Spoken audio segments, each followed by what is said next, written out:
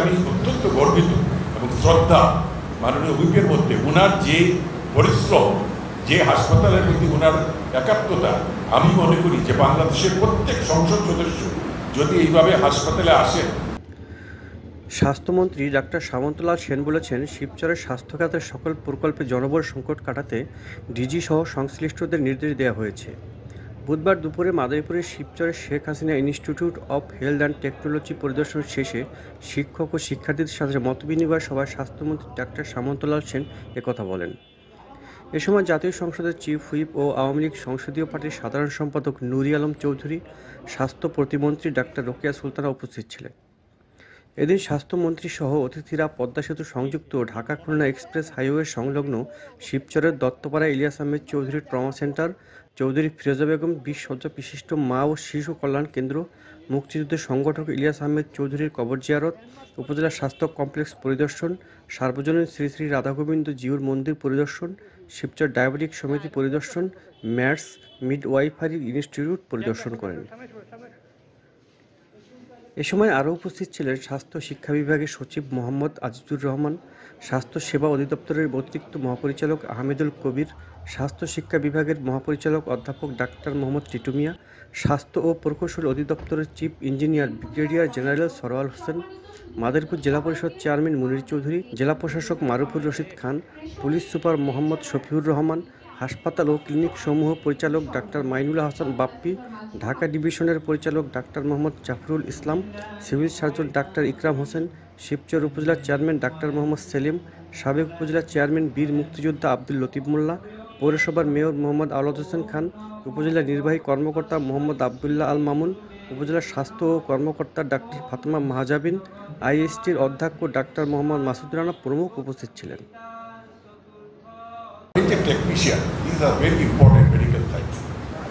আমাদের দেশে অর্ধেক লোক বিদেশে যায়, কিন্তু এই ইনভেস্টিগেশন প্রপার হয় না দেখে। তারা দেখে এক জায়গায় এক রিপোর্ট, আরেক জায়গায় আরেক রিপোর্ট, এইগুলো চিন্তা করে কিন্তু অনেকে বিদেশ চলে যায়। আমরা যদি টেকনোলজিকে এই টেকনোলজিটাকে শক্ত করতে পারি, কারণ একজন চিকিৎসক আমাদের কিন্তু সমস্ত রোগের ট্রিটমেন্ট সব কিছু নির্ভর করে এই টেকনোলজির উপর। রিপোর্ট কিভাবে হবে, রক্তের রিপোর্ট কীভাবে হবে, এক্স রে রিপোর্ট কীভাবে, এটা যদি সঠিক না হয় তাহলে কিন্তু সঠিক চিকিৎসা কোনোদিনই দেওয়া সম্ভব না। তাই আমি তোমাদেরকে অনুরোধ করব, তোমরা দেশের ভবিষ্যৎ, এটা মনে রাখো, তোমরাই কিন্তু দেশের ভবিষ্যৎ। এই দেশের স্বাস্থ্য ব্যবস্থাকে ভালো পর্যায়ে নিয়ে যেতে হলে তোমাদেরই এগিয়ে আসতে হবে, তোমরাই করবে। আমি কিন্তু প্রথম দিন থেকে একটা কথা বলে আসছি যে প্রান্তিক জনগোষ্ঠীর চিকিৎসা এটা আমাকে নিশ্চিত করতেই হবে। এটা নিশ্চিত করতে না পারলে এত সুন্দর একটা হাসপাতাল, আমি যদি প্রত্যেকটা সার্ভিস এখানে ভালো করে দিতে পারি, আমি যদি রুগীদের ব্লাড প্রেশার, রুগীদের ডায়াবেটিস ভালো করে পরীক্ষা করতে পারি, তাহলে এবং তাদেরকে যদি আমরা ঠিকমতো ঔষধপত্র দিয়ে চিকিৎসা করতে পারি, তাহলে এরকম বড় বড় হার্ট ডিজিজ হবে না, বড় বড় ডায়ালিসিসের দরকার হবে না, এইখানেই তাদের চিকিৎসা হবে।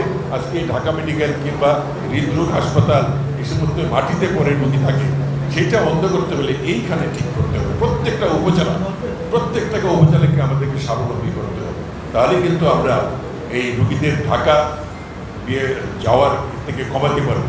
আরেকটা আস্থা, আজকে আমি অত্যন্ত গর্বিত এবং শ্রদ্ধা মাননীয় হুইপের মধ্যে ওনার যে পরিশ্রম, যে হাসপাতালের প্রতি ওনার একাত্মতা, আমি মনে করি যে বাংলাদেশের প্রত্যেক সংসদ সদস্য যদি এইভাবে হাসপাতালে আসেন, ওনাদের ব্লাড প্রেশার দেখান, ডায়াবেটিস দেখান, তাহলে ওই অঞ্চলের মানুষের কিন্তু আস্থা ফিরে আসবে, তারা ঢাকায় যাবে না।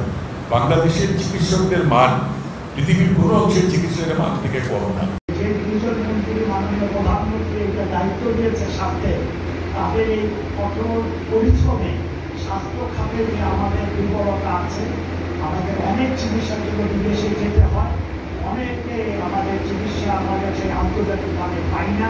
ইনশাল্লাহ মাননীয় মন্ত্রী প্রতিমন্ত্রীর নেতৃত্বে আমরা আন্তর্জাতিক মানের চিকিৎসা এবং শিক্ষার ব্যবস্থা পাবো, সে আশা একটু আগে বলে গেছেন যে জেলার উপযোগী, তাহলে কেউ বুঝতে পারবে না। আমার প্রথম অনুরোধ থাকবে আমার চিফ হুইপের কাছে, সেটা হচ্ছে যখন উনি সংসদে যাবেন, অন্তত পক্ষে এতটুকু সংসদ সদস্যকে জানাবেন যে আগে বিল্ডিং না, আগে দক্ষ জনবল, তারপর বিল্ডিং।